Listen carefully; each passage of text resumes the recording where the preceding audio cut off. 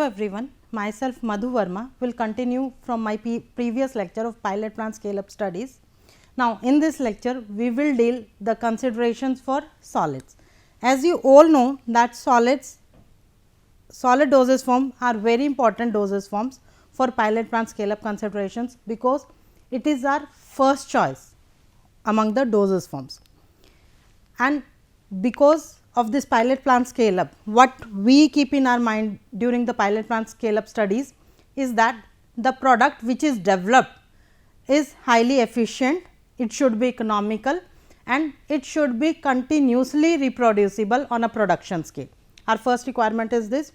Then the working area, the design and construction of our plant for tablet development should incorporate features which are necessary to facilitate maintenance and cleanliness. And the next thing is that the plant should be situated at the ground floor, the working area should be situated at the ground floor, so that the delivery and shipment of supplies is made easy. Second more important thing is that if it is on ground floor, as the equipments involved are very heavy, so it is necessary to keep them on ground floor only. Now, the most important doses among solid dosage form is tablet. So, first we will consider the scale up considerations for tablet dosage form. For tablet dosage form, if we think, so it involves a lot number of unit operations starting from weighing.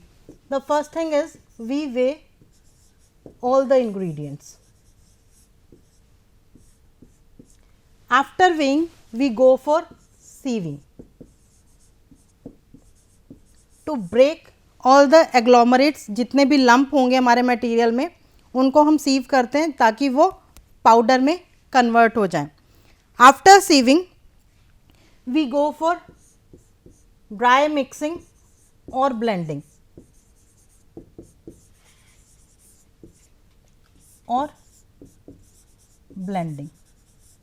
all the materials they are mixed. For example, raw material may be diluent, the various excipients they are mixed and blended to get uniformity. After that it is wetted to make a dough mass for granulation purposes.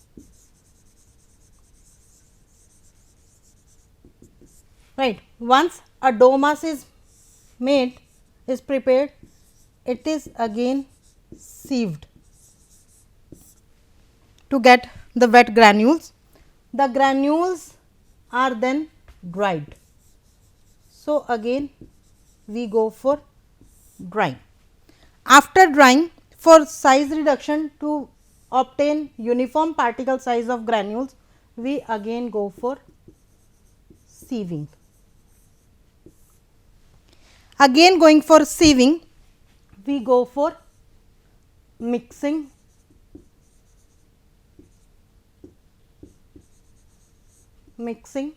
with glidants or lubricants. After mixing, we go for compression of the tablet.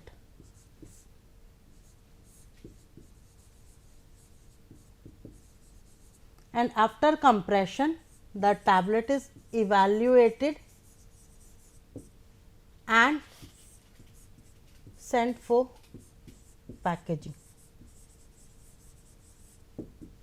So, for a tablet dosage form, if we are going for a tablet dosage form, we have to undergo such many unit operations. And you know that when we go for scale up, every equipment it behaves differently. Simple loading of a mixture, कि आपको एक mixture में material load करना है, that material become tedious when we go for scale up, right. So, tablet manufacturing, और ये तो tablet manufacturing है, tablet compression है, जिसमें इतने सारे unit operations involved है.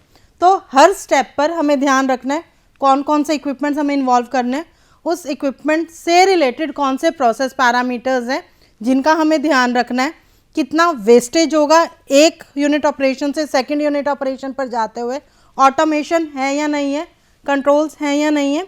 तो ये सारी चीज़ों का ध्यान we have to take care while we are going for scale up of tablet dosage form.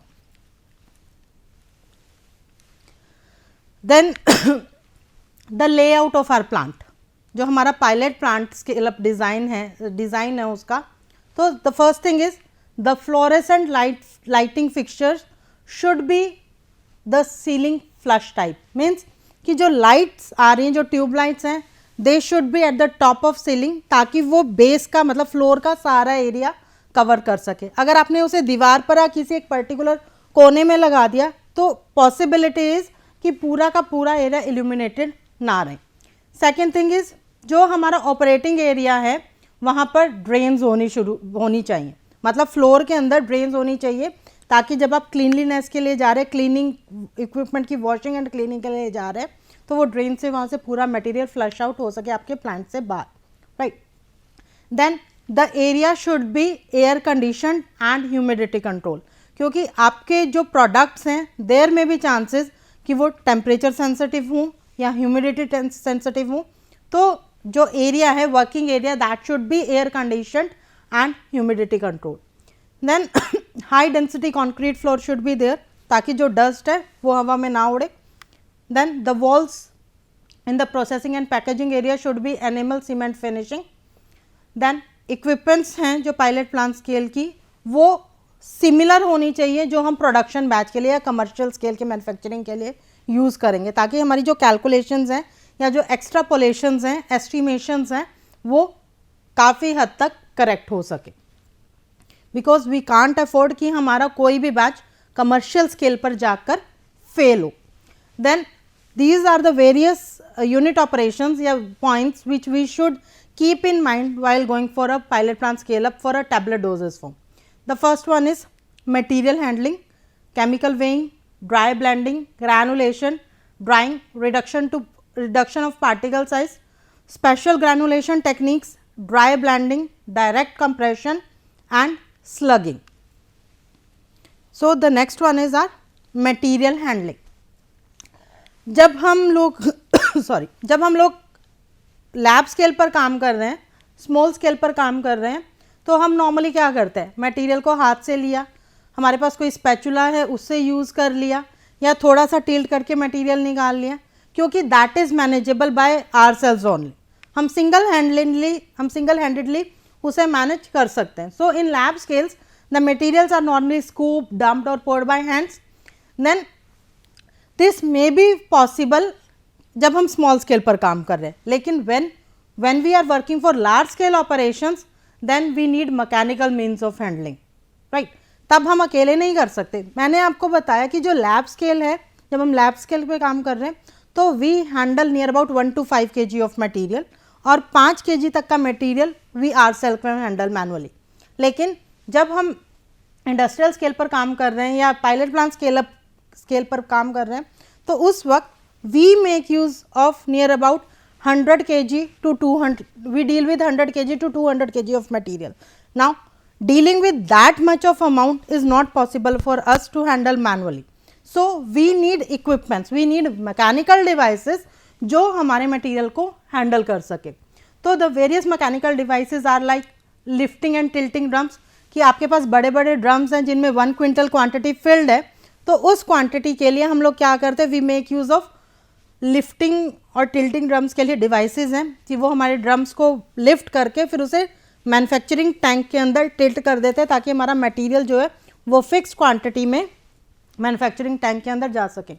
Then for powders and liquid we have vacuum loading devices systems, जो ग्राउंड फ्लोर से vacuum के थ्रू मटेरियल को shift कर सके. Then screw feed systems for semi solids and powder devices, metering pumps for liquid solutions. So various mechanical devices are there जो large quantity of material को एक जगह से दूसरी जगह ट्रांसफ़र कर सकती है. और हम कौन सी मैकेनिकल डिवाइस एम्प्लॉय करेंगे that depends upon the characteristics of our material, कि हम किस टाइप के मटेरियल को एक जगह से दूसरी जगह ट्रांसफ़र करना चाहते हैं या हैंडल करना चाहते हैं. So the selection of system depends purely on material characteristics. हम किस तरह का मटेरियल इन्वॉल्व करना चाहते हैं ये सिर्फ उस पर डिपेंड करता है. फॉर एग्जांपल डेंसिटी कैसी है, स्टैटिक चार्ज कैसा है, तो उस हिसाब से हम अपना मैकेनिकल डिवाइसेस को सेलेक्ट करते हैं। Then most important thing is कि जो भी हम मैकेनिकल डिवाइस सेलेक्ट कर रहे हैं that should deliver accurate amount of material at the intended destination. ये नहीं कि अगर हमने 50 kg के लिए डिज़ाइन किया या 150 kg के लिए यूज़ किया है तो एक जगह से दूसरी जगह ले जाते हुए हमारी जो डिवाइस है आधे से ज़्यादा मटेरियल जो है वो लॉस हो गया। 150 kg की बजाय 145 ही डेस्टिनेशन तक पहुंचा। Ultimately this is very important कि जो अमाउंट डिलीवर हो रहा है that should be accurate. Then the next one is if we make use of lengthy transfer lines, कि एक जगह से दूसरी जगह पहुंचने के लिए हम बहुत ही लंबी लंबी ट्रांसफर लाइन्स को इन्वॉल्व करना है तो 100% मटेरियल लॉस होगा ही होगा। जो हमने कैलकुलेट किया, जो सब्सटेंसेस वे करके रखी हैं उनमें से आधी रास्ते में ही उड़ जाएंगी और कुछ अमाउंट ही वहाँ तक पहुँचेगा। So there is loss. तो अब ये जो लॉस हुआ है इसकी अकाउंटेबिलिटी और कंपनसेशन हमें पहले ही करके रखना है। अगर आपने सपोज एक जगह से दूसरी जगह ले जाते हो 2 kg मटेरियल आपका कहीं खो गया है या लॉस हो गया है या वेस्ट हो गया है तो अल्टीमेटली आपको कंपनसेट करना होगा कि हमने इसको यहाँ से यहाँ ट्रांसफ़र किया था और इसमें 2 kg जो है वो उड़ जाएगा या वेस्ट हो जाएगा। तो अल्टीमेटली हम लोग क्या करते हैं कि हम लोग पहले ही उसकी अकाउंटेबिलिटी रखते हैं, पहले कैलकुलेट कर लेते हैं कि यहाँ से यहाँ तक ट्रांसफ़र करने में हमारा 2 kg अमाउंट वेस्ट हो जाएगा। So we compensate it with a extra 2 kg amount. अगर हमें 150 kg ट्रांसफ़र करना है तो हम 150 की बजाय 152 kg ट्रांसफ़र करेंगे पहले ही, ताकि अगर 2 kg का लॉस हो भी जाता है तो हमारी डेस्टिनेशन तक 150 kg पहुँच रहा है। ओके, देन अगर हम we are working on more than one product तो in that case we should take preventive measures कि दोनों प्रोडक्ट्स के मटेरियल में क्रॉस कंटेमिनेशन ना हो जाए। और इस चीज़ को प्रिवेंट करने के लिए हमारा जो क्लीनिंग प्रोसेस है कि आपको एक प्रोडक्ट से दूसरे प्रोडक्ट पे जाना है, सेम इक्विपमेंट यूज़ करना है, तो उस इक्विपमेंट को ढंग से क्लीन करना और उस क्लीनिंग प्रोसीजर को वैलिडेट करना कि yes this equipment is now free from material from the previous batch. तो अल्टीमेटली एक प्रोडक्ट से जब हम दूसरे प्रोडक्ट पे जा रहे हैं या दो प्रोडक्ट को इकट्ठा यूज़ कर रहे हैं तो cross contamination and cleaning procedures का validation is very important. Then this is one of our material handling device. आपने नॉर्मली मॉल्स वगैरह में देखा होगा एस्केलेटर्स लगे होते, तो एक जगह से दूसरी जगह they can move the material. So we keep our boxes on this material और ये कन्वेयर बेल्ट है, this belt is moving and because of this movement the material is taken from one material to it's transferred from one place to another. So the basic function of this conveyor belt is it has two rollers. These rollers rotate and while rotating this belt also move, right. This is a feeder. From here जिस भी material को हमें एक जगह से दूसरी जगह transfer करना है हमें उसे इस फीडर में ऐड करते हैं and while movement there is a small window here. एक ओपनिंग रहती है जहाँ से मटेरियल इस कन्वेयर बेल्ट पे पहुँच जाता है and from this conveyor belt it is deliver to the destination site. So this is our first material handling device that is called as conveyor belt which is used for large scale handling of materials during pilot plant scale up. Then the next one is lifting and tilting drum stackers. इसमें हम लोग क्या कर रहे हैं कि this is a device जो हमारे पास बड़े बड़े ड्रम्स हैं जिसमें रो मटेरियल्स या कंटेनर के अंदर हमारे रो मटेरियल्स या एक्सिपियंट्स फिल्ड है. तो these stackers they what they do, they lift the drum and then move it from one place to another. There are wheels attached to this drum stacker. So transfer from one place to another is easy and there is a device when we use this one it is tilted, the drum which would have been placed on this is tilted and the material is delivered. Okay. Then this is a screw feed systems. The screw feed system, this system it is like आपने पेंच देखा है, have you seen पेंच, उसके ऊपर इस तरह से screws होते right और जो इस स्क्रू का मूवमेंट होगा right, the movement of this screw will govern the movement of the material right. So it is a feed hopper, ये हमारा फीडर है यहाँ पे हमने मटेरियल फिल किया and this screw is rotated, this material is entrapped between this screw, और जब ये स्क्रू मूव कर रहा है, from moving it delivers the material here. Again it is a material handling system जो पाउडर मटेरियल को या हाईली विस्कस मटेरियल को एक प्लेस से दूसरी जगह ट्रांसफर करने में हेल्प करता है. Then this is a vacuum loading system. Here there is a vacuum pump. A vacuum is created with help of this pump. Air from this receiver is removed and a vacuum is created here. And because of this low pressure zone, vacuum is created. Material from this tank is delivered under this vacuum to this receiver. So this movement is through vacuum. So vacuum loading systems are also used to deliver material from one place to another, and this vacuum delivery system can be also metered so that a fixed quantity of material can be transferred from one place to another. Then the next unit operations which is very important is our chemical weighing system. Normally जब हम लोग weighing करते हैं and when we are dealing with such a large amount of quantities, there are possibilities we can make errors or we can do the mistakes. तो ultimately इन mistakes को prevent करने के लिए many industries, many companies they have gone for a centralized weighing department. उन्होंने एक centralized area ही बना दिया है जहाँ पर हम weighing कर सकते हैं. So इसका advantages क्या है कि जो responsibilities हैं that is centralized, weighing की जो भी responsibilities हैं, the responsibilities are centralized, then duplication of weighing facilities is avoided.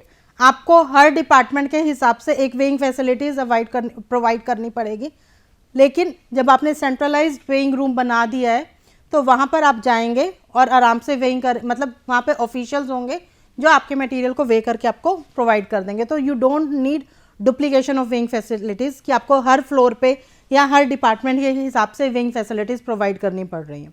Then this also have an added advantage कि वी रिक्वायर लेस लेबर, क्योंकि एक बार जो आपने लोगों को एम्प्लॉय कर दिया कि आप लोग सिर्फ weighing ही करेंगे तो आपको हर फ्लोर पे weighing के लिए लेबर नहीं चाहिए या हर डिपार्टमेंट में weighing के लिए लेबर नहीं चाहिए. So there is a lower labour cost. तो ultimately it leads to centralisation of responsibilities of weighing. Errors होने के चांसेस कम हो जाते हैं. एक इंसान की रिस्पॉन्सिबिलिटी है मटेरियल को वे करके पहुंचाने की, देन आपको weighing फैसिलिटीज़ की डुप्लीकेशन करने की ज़रूरत नहीं है. And the third one is कि आपका जो ओवरऑल लेबर कॉस्ट है दैट इज़ लो.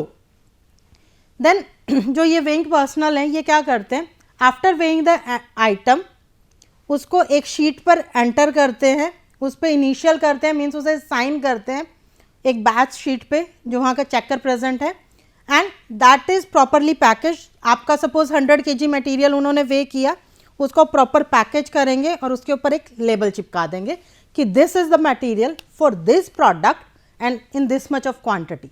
राइट, आपको एक पैक्ड क्वांटिटी मिल गई. अब आपको सेम वही पैकेट डायरेक्टली अपने मैन्युफैक्चरिंग प्रोसेस में यूज़ करना है. सो अब आपको इंडिविजुअली जहाँ पे आपका प्रोसेस चल रहा है वहाँ पे आपको weighing करने की ज़रूरत नहीं है. सो you don't have to go for additional weighing at the time of usage. जब आप यूज़ कर रहे हो उस मटेरियल को या जब आप मैन्युफैक्चरिंग के लिए जा रहे हो तब आपको बीच बीच में बार बार weighing करने के लिए नहीं जाना. आपके पास you have complete material that is already weighed in the required raw material in the required quantities. Right, then ये जो केमिकल weighing डिपार्टमेंट है ये हमें क्या क्या प्रोवाइड करवाता है. First one is supervision. Right, क्योंकि आपकी जो भी weighing है वो प्रॉपरली सुपरवाइज्ड है, वहाँ पर चेकर्स अवेलेबल हैं. आपकी जो इक्विपमेंट्स हैं proper weighing equipments are present. उन weighing इक्विपमेंट्स की आपको कैपेसिटी पता है, मैक्सिमम कितनी वे होंगी. द इक्विपमेंट्स आर कैलिब्रेटेड, उनकी सेंसिटिविटी कितनी है सब कुछ पता है. प्रॉपर लाइटनिंग इज़ देयर, क्योंकि अगर रोशनी पूरी नहीं है तो हो सकता है कि आप कम रोशनी में जो चेकर है he may not be able to read the label of the material correctly. Right, then dust collection system should be there, क्योंकि जब आप पाउडर्स को वे कर रहे हो, suppose you are weighing 100 kg of a powder, right. तो जब आप एक कंटेनर से दूसरे कंटेनर में या वेइंग बैलेंस पे उस मटेरियल को ट्रांसफर कर रहे हो, तो if that is in powder form, the dust of that powder will go into the environment. So ultimately जो इंसान वे कर रहा है that will be uncomfortable situation for him. So there should be proper dust collection arrangements done in that particular weighing room. तो जैसे ही dust हुआ वहाँ से वो उस डस्ट को कलेक्ट करके रिमूव कर दे, ताकि आपका जो इंसान वे कर रहा है या जो पर्सन वहाँ पे वेइंग कर रहा है, he is at comfort. Then जब आप वेइंग कर रहे हैं तो ऑब्वियस है मटेरियल इधर उधर स्पिल हो जाता है, तो adequate sanitation should be there, cleanliness proper होनी चाहिए। आपका जो वेइंग केमिकल बैलेंस है उसे आप वे कर रहे हो, ताकि क्रॉस का वेइंग के बाद मटेरियल स्पिल हो गया है, तो जब आप नेक्स्ट रॉ मटेरियल को वे कर रहे हो तो there can be cross contamination, तो we have to prevent that. So adequate sanitation is required. Then अगर हम हाई पोटेंसी ड्रग्स को वे कर रहे हैं, then precaution should be taken for alkaloids, steroids और dyes type of drug which are highly potent. तो ऐसे ड्रग्स के लिए वी रिक्वायर सेपरेट रूम्स। जब हाईली पोटेंट ड्रग्स को आपको वे करना है तो सेपरेट रूम्स में वे करना चाहिए to avoid cross contamination of this highly potent drugs. Then sinks and drains should be provided in the chemical weighing room for cleaning the equipments. वहाँ पर cabinets होने चाहिए for utensil storage for several containers and closures we use. Then vacuum hoses should be present adjacent to the weighing area, क्योंकि जब आप weighing कर रहे हो तो आपके जो ड्रम्स है या कंटेनर्स है उनके जो टॉप है उनके ऊपर डस्ट जम जाता है, जब या पाउडर है वो वहाँ पे जम गया, तो we should have vacuum hoses, जो आप जब उसको मूव करेंगे तो the drum top is clean, और उसके बाद जब आप ओपन करोगे तो आपका कंटेमिनेशन उस डस्ट से जो रॉ मटेरियल आपने वे किया है उसके साथ उसका कंटेमिनेशन ना हो सके। Now then the next important thing is balances. Chemical weighing में जो नेक्स्ट इंपॉर्टेंट थिंग है दैट इज बैलेंस। जो बैलेंस है that should specify properly its capacity, then its sensitivity, किस रेंज तक वो वे कर सकता है, then frequent calibration and checking of the balances should be done ताकि उनकी वेइंग में कोई प्रॉब्लम ना आए। Then printing scales for weight records on formula should be there. आप कभी मॉल गए हैं, वहाँ पे जब आप कार्ड से बिल पेमेंट करते हैं तो अब बिल इज़ जनरेटेड, आपने जितनी भी सब्सटेंसेस जितने भी आइटम्स खरीदे हैं वो सारे के सारे एक बिल पर आ जाएंगे और उनके सामने उनकी क्वांटिटी एंड देयर प्राइजेस। आपने 2 पैक्स खरीदे, 3 पैक्स खरीदे, 4 kg मटेरियल खरीदे, तो वो पूरा का पूरा आपके पास स्केल पर आ जाता है, राइट, और वो प्रिंटेड स्केल आपको एज इट इज़ मिल जाता है। तो इसी तरह से जो केमिकल वेइंग बैलेंसेस हैं इनके साथ भी एक प्रिंटिंग स्केल्स अटैच रहते हैं। तो आपके पास एक पर्टिकुलर फॉर्मुलेशन का फॉर्मूला आया, उसके वेरियस इंग्रेडिएंट्स, उनको कितनी कितनी क्वांटिटी में आपको वे करना है, तो जब आप वेइंग कर रहे हो तो that is automatically recorded into the scale, और वेइंग करने के बाद जब आप प्रिंट का कमांड दोगे तो आपके पास जो है पूरे के पूरे जितने मटेरियल जितनी क्वांटिटी में आपने वे किया है वो सारे का सारा आपके पास आ जाता है रिटर्न में। सो it is a return record, तो इसलिए यहाँ पर मिस्टेक होने के चांसेस कम रह जाते हैं। और हमारे पास प्रिंटेड लेबल्स अवेलेबल होने चाहिए, जैसे हमने वेइंग की उस कंटेनर पे वो प्रिंटेड लेबल वहाँ पर पेस्ट कर दिया। तो अगेन एरर्स और मिस्टेक्स को प्रिवेंट करने के लिए ये चीज़ें इंपॉर्टेंट हैं।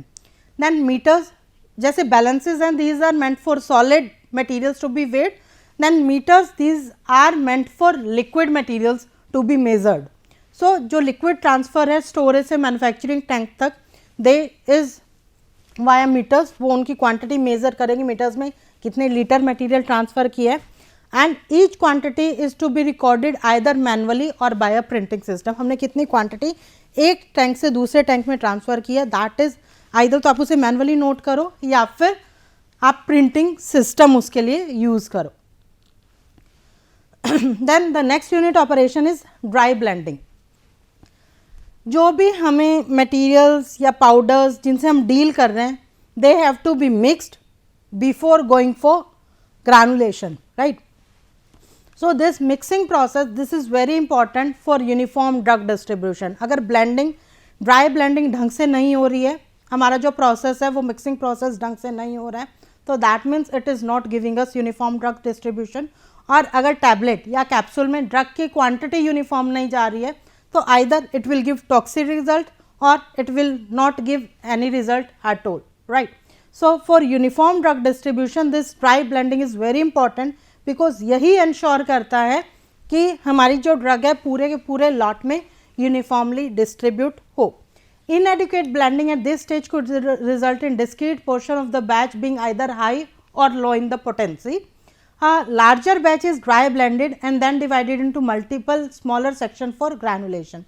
हमारे पास बहुत सारा मटेरियल है जिसे हमें ब्लेंड करना है, मिक्स करना है, तो हम क्या करते हैं कि जब उसे ड्राई ब्लेंडिंग करनी होती है तो हम उनको स्मॉलर बैचेस में, छोटे छोटे बैचेस में डिवाइड कर लेते हैं जब हम ग्रैनुलेशन के लिए जा रहे हैं तब. Now, when we are going for drying blending for large scale productions or for pilot plant scale up production, we should keep in mind कि हमारे जो materials हैं, जो powder हम use कर रहे हैं, they are free from lumps and agglomerates, क्योंकि जितने भी lumps और agglomerates होंगे वो हमारी uniform mixing को promote नहीं करते और उनके जो flow properties है, उनकी flow properties की problem आनी शुरू हो जाएगी जो भी powder में अगर lumps या agglomerates हैं. तो again अगर फ्लो प्रॉपर्टीज़ आपकी यूनिफॉर्म नहीं है, अच्छी नहीं है, तो देन हमारा जो कंप्रेशन का प्रोसेस है या जो एनकैप्सुलेशन का प्रोसेस है दैट इज़ नॉट रिप्रोड्यूसिबल. जब एग्लोमरेट्स होंगे या लम्प्स होंगे तब कुछ और रिजल्ट्स आएंगे और जब पाउडर फ्री फ्लोइंग होगा तब रिजल्ट्स कुछ और होंगे, right. So there won't be content uniformity, the process won't be reliable and it won't be reproducible. तो अल्टीमेटली जब हम ड्राई ब्लेंडिंग के लिए जा रहे हैं सबसे पहले हमें ध्यान रखना है कि हमारे पाउडर्स में it is free from lumps and agglomerates. और प्रॉब्लम ड्राई ब्लेंडिंग में तब ज़्यादा आती है जब हम जो ड्रग यूज़ कर रहे हैं दैट इज़ हाईली पोटेंट या it is used in a very low quantity. So आप इमेजिन कीजिए कि हम लोग 100 kg ऑफ मटेरियल या 150 kg ऑफ मटेरियल से डील कर रहे हैं और उसमें हमें 1 kg ड्रग ऐड करनी है या उससे भी कम क्वांटिटी ड्रग को हमें 500 ग्राम्स ड्रग उस 1 kg या 150 kg के लोट में मिक्स करना है. तो how we will ensure this thing कि हमारी जो ड्रग है वो पूरे के पूरे लोट में यूनिफॉर्मली डिस्ट्रीब्यूटेड है. तो इस चीज़ से बचने के लिए what we can do is we can add our drug to the granulating solution ताकि वो सॉल्यूशन में यूनिफॉर्मली डिस्ट्रीब्यूट हो जाए और जब हम ग्रैन्यूल्स बनाने के लिए डॉ मास बनाएं तो that drug is uniformly distributed into our blend. So ultimately these points we should keep in mind before starting the scale up studies. Then the various equipments which are used for dry blending is V blender, double cone blender, ribbon blender, sigma blade blender, slant cone blender, bin blender, orbiting screw blenders, vertical and horizontal high intensity mixers and these are the equipments, name of equipments. और जो points या जो processing parameters हमें ध्यान में रखने हैं they are time for blending. अगर हमें पता है कि जो हमारा blending operation है वो 10 minutes में ही यूनिफॉर्म हो रहा है, मतलब यूनिफॉर्म मिक्सिंग हो गई है, तो why we go for 15 minutes of blending, right? या फिर जब हम ज़्यादा देर के लिए blending कर रहे हैं तो there are chances कि because of variation in density और particle size जो हम यूज़ कर रहे हैं उनके सेग्रीगेशन हो जाए, right. So this time of blending इसको ऑप्टिमाइज़ करना बहुत ज़रूरी है क्योंकि अगर 10 मिनट में हमारा काम चल रहा है तो we should not go for 15 minutes. और बहुत ज़्यादा देर के लिए भी ब्लेंडिंग इसलिए भी नहीं करनी, एक तो टाइम वेस्टेज है एंड जितनी ज़्यादा देर के लिए हम ब्लेंडिंग करेंगे कि देयर आर चांसेस कि मटेरियल का सेग्रीगेशन हो जाए. Second is blender loading. आपके पास जो ब्लेंडर है या जो मिक्सर है उसको अगर आप टिप तक फिल कर दोगे और फिर आप सोचोगे उन सारे सामान को मिलाएं या अच्छे से मिक्स करें तो इट वॉन्ट बी पॉसिबल. तो हमें ये भी ऑप्टिमाइज़ करना पड़ेगा कि हमारा जो ब्लेंडर है उसको हम किस लेवल तक फिल करें, 3/4, हाफ, लेस देन हाफ और 80%, 90% कि ब्लेंडर की लोडिंग कितनी होगी ताकि जो हमारा ब्लेंडिंग का ऑपरेशन है that is smooth. Then size of blender कि हमें अगर 100 and 150 kg मटेरियल से डील करना है तो उसके लिए हमें 200 kg का ब्लेंडर चाहिए, 175 kg कैपेसिटी का ब्लेंडर चाहिए, कितना चाहिए. तो the size of blender is again important for scale up studies. Then the various equipments are first one is twin blender और वी शेप ब्लेंडर. इसके शेप के हिसाब से क्योंकि इसमें 2 कोन्स है वी शेप और it is a twin blender because the two cones are attached to each other. That's why it is called as a twin blender. और इसके अंदर एजिटेटर्स होते हैं या ब्लेड्स लगे होते हैं, बैफल्स लगे होते हैं जो मिक्सिंग में हेल्प करते हैं.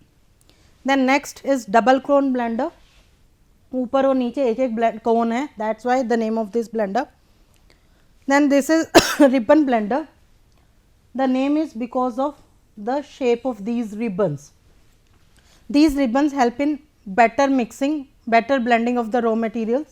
और इसमें चॉपर ब्लेड भी लगे होते हैं जो ग्लम्प्स या एग्लोमरेट्स को ब्रेक कर देते हैं. लार्ज स्केल पे हमें रिबन ब्लेंडर काफ़ी हेल्प करते हैं. Then the next one is sigma blade blender. Again the name is because of the shape ऑफ दिस ब्लेड्स या baffles which are attached. Then this is slant cone blender because the cones are placed slant to each other. Then this is a bin blender. It is like a box, that's why it is called as bin blender. So these are the equipments which are used for dry blending at a pilot plant scale up for tablet manufacturing. This is orbiting screw blender. The name is given because of this screw. This screw rotates around its axis, अपने चारों तरफ भी घूमता है और इस container के अंदर भी, इस वेसल के अंदर भी मूव करता है. So because of its movement it is called as orbiting screw blender, क्योंकि पूरे ऑर्बिट में घूमता है.